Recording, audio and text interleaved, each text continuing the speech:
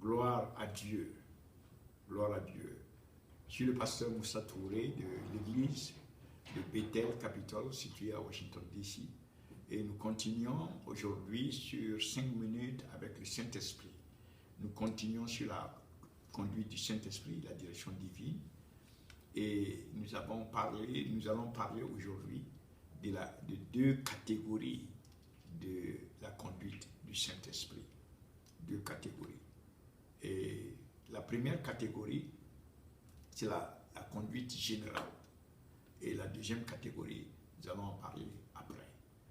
Donc la conduite générale, caractérisée par le fait que le Saint-Esprit conduit le peuple de Dieu, tout enfant de Dieu, dans 3 dimensions. La première dimension, c'est la dimension de la communion, de la prière, la présence avec le Père, la recherche de la présence du Père dans la prière.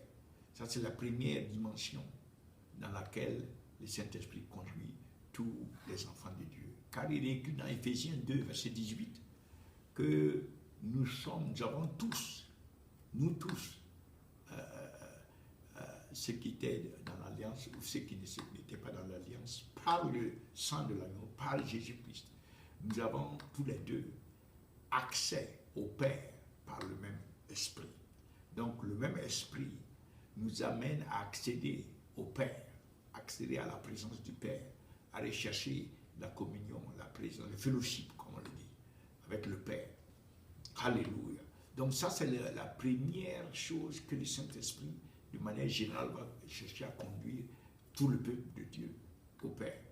La deuxième dimension, c'est que le Saint-Esprit cherche à ce que l'ensemble des enfants de Dieu, de toute la famille, le peuple de Dieu, soit dans la sanctification, recherche la sainteté.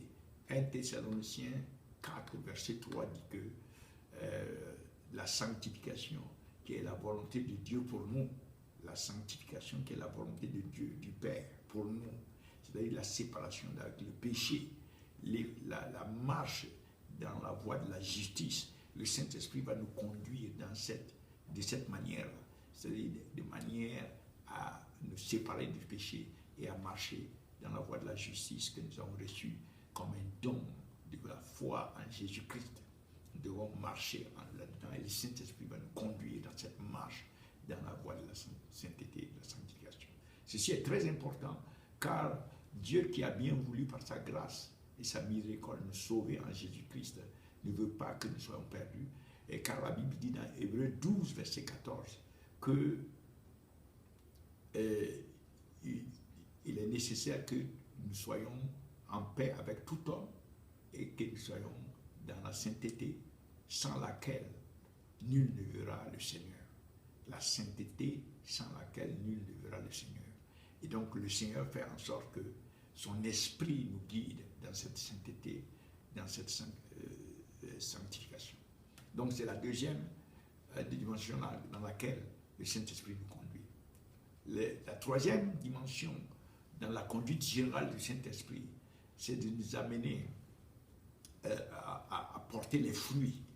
Le Saint-Esprit veut que l'ensemble du peuple de Dieu, des enfants de Dieu, porte les fruits. Galates 5, versets 22 et 23 nous montre que voilà les fruits de l'Esprit.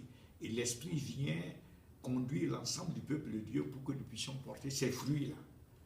Donc ça, c'est la troisième manière, de manière générale, que le Saint-Esprit nous guide. Maintenant, dans la quatrième manière, c'est à la fois à cheval entre la démarche générale, la conduite générale et la conduite dont nous allons parler par la suite. Cette quatrième manière, c'est le fait de témoigner.